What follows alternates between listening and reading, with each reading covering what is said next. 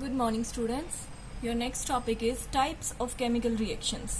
Previous video में आपने पढ़ा chemical reactions क्या होती हैं, अब पढ़ेंगे उनके टाइप्स।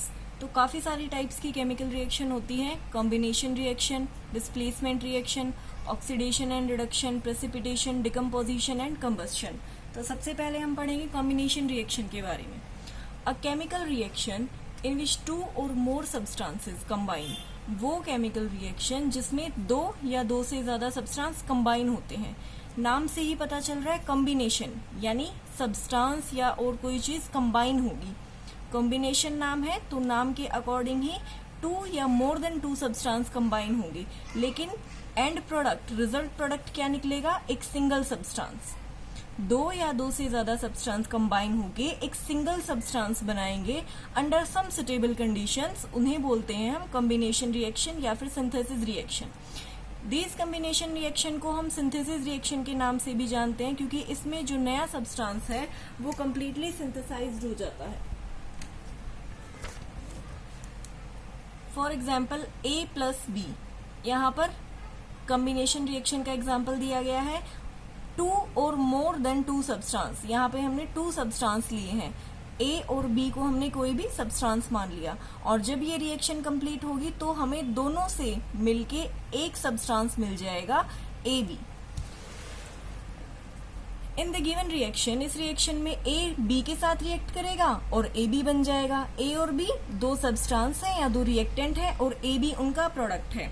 एग्जाम्पल है जैसे नाइट्रिक ऑक्साइड है, जब नाइट्रिक ऑक्साइड को ऑक्सीजन के साथ कंबाइन किया जाता है तो एक सब्सटेंस बनता है नाइट्रोजन डाइऑक्साइड। इसी तरह सोडियम को NaCl के साथ क्लोरीन के साथ कंबाइन करेंगे तो एक सब्सटेंस बनेगा sodium chloride.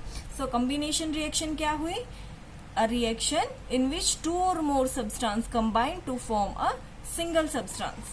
Next is precipitation reaction. Precipitation का मतलब आपको previous वीडियो में समझाया था। Precipitation means some solid things which is separated from some liquid.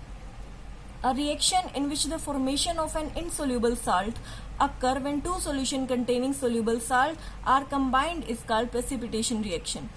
वो reaction जिसमें एक इनसोल्यूबल साल्ट फॉर्म होता है। इनसोल्यूबल यानी जो सोल्यूबल ना हो, जैसे यहाँ पर फॉर्म हो गया, ये इस लिक्विड में सोल्यूबल नहीं है, सॉलिड सेपरेट हो गया और लिक्विड अलग हो गया, सॉलिड एंड लिक्विड दोनों सेपरेटेड हो गए, तो इसमें एक सोल्यूबल सब्सटेंस बनता है। कब बनेगा, जब दो सोल्यूशन को मिलाएंगे जिनमें सोल्यूबल साल्ट होंगे, तब वो इनसोल्यूबल सब्सटेंस बनेगा।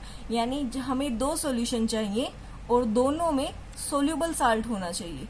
जब हम उन सोल्यूबल साल्ट को एट अ सर्टेन टेम्परेचर पर रिएक्ट करवाएंगे तो some amount of insoluble salt form हो जाएगा, जिसे हम बोलते हैं प्रेसिपिटेट।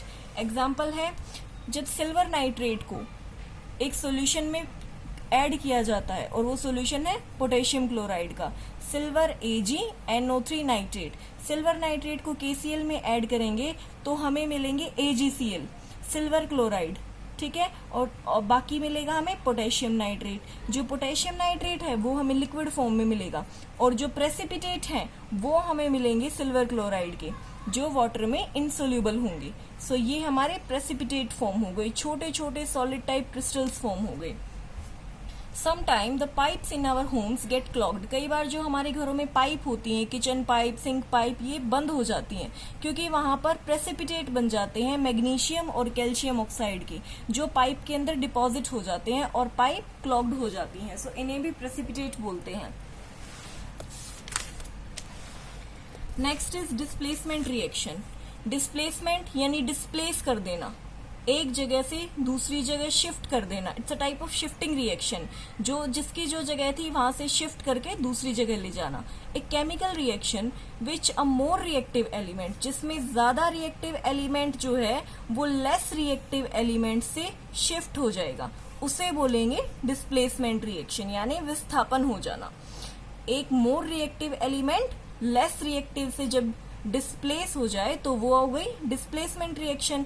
इसमें मेटल और नॉन मेटल दोनों पार्ट लेते हैं डिस्प्लेसमेंट रिएक्शन में। जैसे AB plus C, suppose AB है कोई कंपाउंड, साथ में एक और कंपाउंड है C। अब B की जगह क्या आ जाएगा, C, और C की जगह क्या चला जाएगा, B। बट कंडीशन क्या है, कंडीशन ये है ये सब तभी होगा जब रिप्लेसमेंट यानी मोर रिएक्टिव होगा। रिप्लेसमेंट कब होगा? जब सी वाला बी वाले से ज्यादा रिएक्टिव हो, तभी रिप्लेसमेंट होगा। So in the above reaction A replace B and forms AC and B. इसी तरह नीचे कुछ एग्जांपल दिए हैं आयरन कॉपर सल्फेट के साथ। आयरन को क्या किसके साथ चला गया? सल्फेट आयरन के साथ, तो FeSO4 और कॉपर अकेला रह गया। सिमिलरली जिंक कॉपर सल्फेट, जो सल्फेट पार्ट है वो उठ के चला गया जिंक के साथ, ये बन गया जिंक सल्फेट और साथ में आ गया कॉपर, क्योंकि जिंक जो है वो कॉपर से ज्यादा रिएक्टिव है। इसी तरह आयरन जो है वो कॉपर से ज्यादा रिएक्टिव है, इसीलिए सल्फेट मोर रिएक्टिव सब्सटेंस के पास चला गया। ठीक है। If you place a piece of copper in a zinc sulphate solution, अगर आप जिंक सल्फेट अगर आप उल्टा कर देते हो, यहाँ पर ZnSO4 कर देते हो और यहाँ पर कॉपर कर देते हो, तो इस सिचुएशन में कोई भी रिएक्शन नहीं होगी। ठीक है, क्योंकि जिंक ज्यादा रिएक्टिव है, कॉपर लेस, तो लेस वाले के पास ये नहीं जाएगा, लेस वाले के पास नहीं जाएगा ये, तो इस सिचुएशन में कोई भी रिएक्शन नहीं होगी।